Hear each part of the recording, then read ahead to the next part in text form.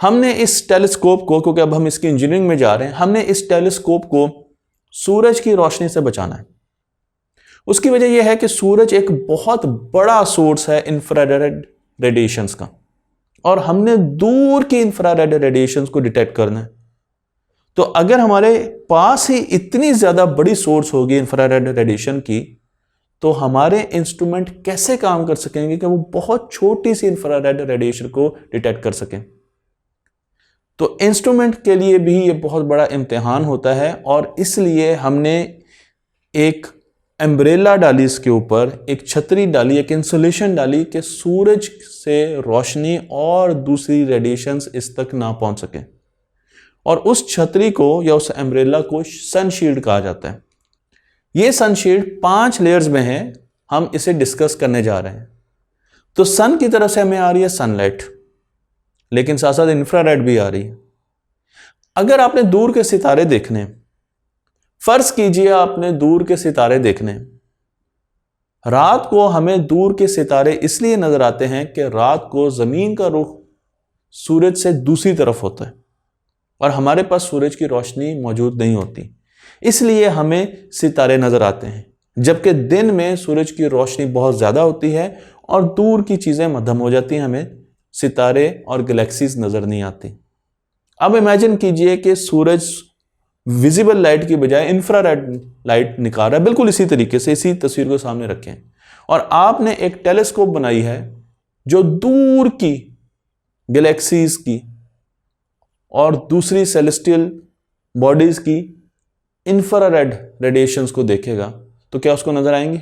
उसको बिल्कुल नजर नहीं आएंगी, जब तक कि आप सूरज को शील्ड नहीं करेंगे, उसको अंधेरे में नहीं लेके जाएंगे, उस हिस्से को जहां पर टेलीस्कोप मौजूद है। और उस हिस्से को अंधेरे में ले जाने के लिए ही हम सनशेड लगाते हैं। ये जो सनशील्ड है, ये सूरज की इंफ्रारेड लाइट से और दूसरी रेडिएशन से हमें प्रोटेक्ट करती है, हमारे इंस्ट्रूमेंट्स को भी बचाती है और हमें आसानी देती है कि हम ज्यादा से ज्यादा इंफ्रारेड फोटॉन्स को इकट्ठा कर सकें। अगर आप इस सनशील्ड की बात करें तो इसकी एक तरफ जो टेम्परेचर होता है, जो कि सूरज की तरफ है, वहां पर हमें 85 डिग्री सेंटीग्रेड टेम्परेचर मिल रहा होता है, जबकि दूसरी तरफ -233 डिग्री सेंटीग्रेड टेम्परेचर मिल रहा होता है। जिस तरफ सनशील्ड मौजूद है उस तरफ हमारे पास सोलर सिस्टम होते हैं, कम्युनिकेशन सिस्टम होते हैं, हमारे पास मुख्तलिफ कंप्यूटर्स भी होते हैं, रिएक्शन व्हील्स और जेट इंजन भी मौजूद होते हैं। लेकिन दूसरी तरफ जो कि ठंडा इलाका है, जहां पर सूरज की रोशनी डायरेक्ट नहीं पड़ रही, वहां पर हमारे पास सारे के सारे मेजरिंग साइंस इंस्ट्रूमेंट्स होते हैं, जो कि हम देखेंगे। डिटेक्टर्स होते हैं, फिल्टर्स होते हैं और मेन टेलीस्कोप के मिरर्स होते हैं।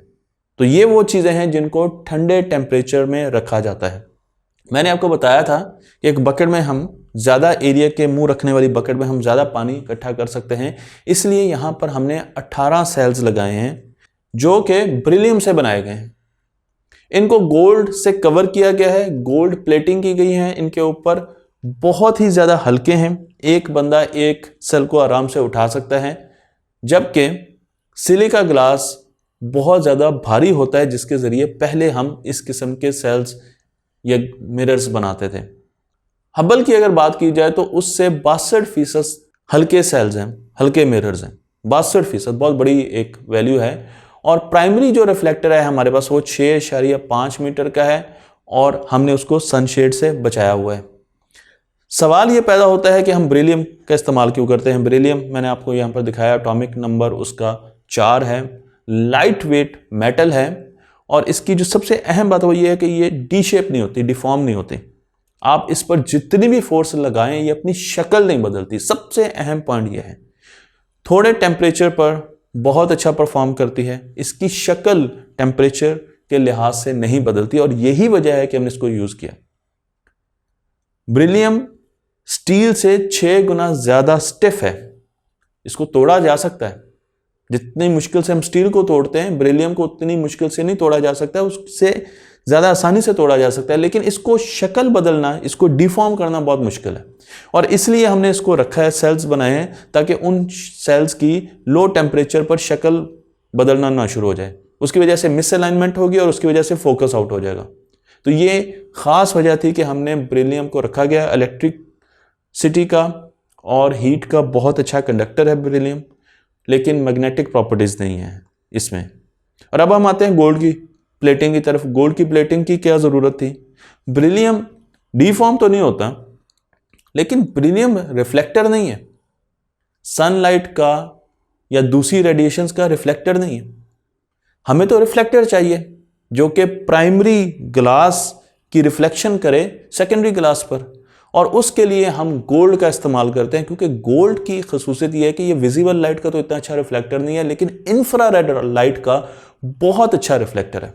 इसलिए हम बेरिलियम पर गोल्ड की कोटिंग करते हैं, जो कि आपको नजर आ रही है। सेंसिटिविटी क्या है जेम्स वेब टेलीस्कोप की? चांद पर अगर मैं एक बल्ब लगाऊं जिसकी जो स्ट्रेंथ है वो 5 वाट की हो, और मैं एक टेलीस्कोप के जरिए उसको देख सकूं, सिर्फ 5 वाट का बल्ब, जेम्स वेब टेलीस्कोप इससे 120 गुना ज्यादा लाइटर चीजों को देख सकती है। 120 गुना ज्यादा लाइटर चीजों को डिटेक्ट कर सकती है। इसकी सेंसिटिविटी का अंदाजा आप यहां से लगा सकते हैं। और नासा के साइंसदानों का यह कहना है कि बहुत दूर से जो फोटॉन्स हमारे पास आ रहे हैं, वो 1 सेकंड में 1 फोटॉन आकर इससे टकराएगा किसी एक सितारे से, तो फिर भी हम उसके बारे में बहुत सी इंफॉर्मेशन जान लेंगे। जब हमने हबल टेलीस्कोप को स्पेस में भेजा तो शुरू में हबल टेलीस्कोप की जो तस्वीरें आई वो आउट ऑफ फोकस थी, ब्लर थी।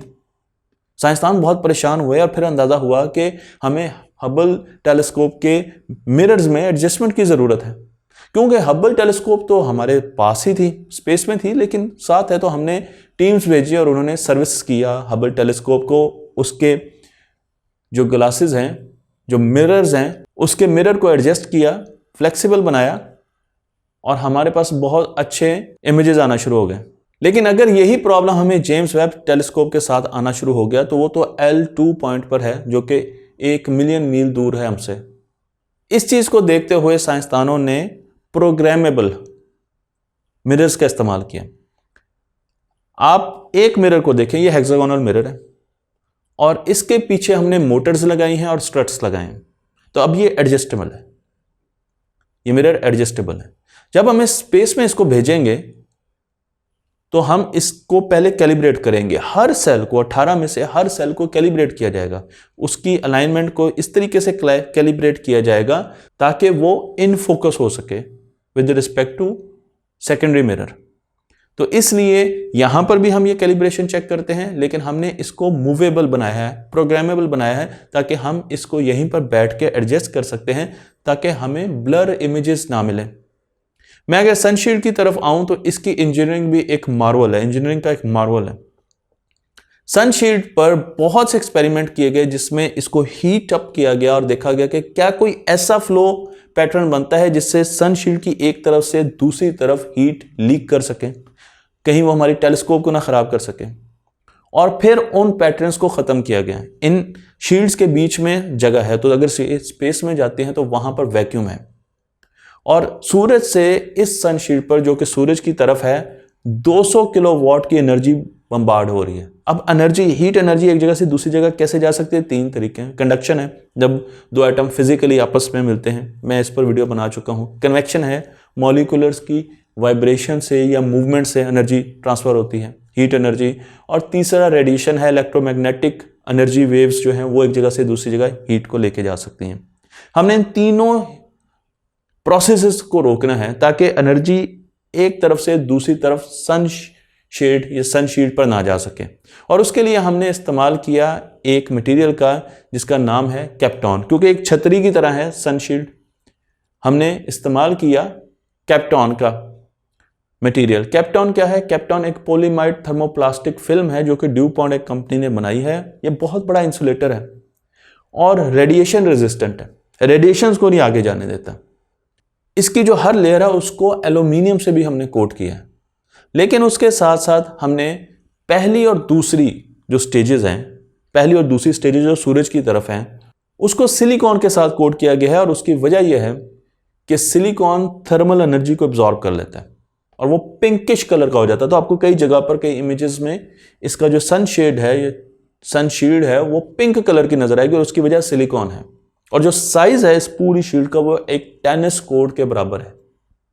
तो इस वजह से हम इसको प्रोटेक्ट करते हैं ताकि हीट एक तरफ से दूसरी तरफ ना आ सके और हमारे साइंस इंस्ट्रूमेंट को और हमारी टेलीस्कोप के मिरर्स को ना खराब कर सके। मुझे उम्मीद है कि ये वीडियो आपको पसंद आई होगी। तख्ती ऑनलाइन को लाइक कीजिए, शेयर कीजिए और इसको दूसरों तक पहुंचा दीजिए।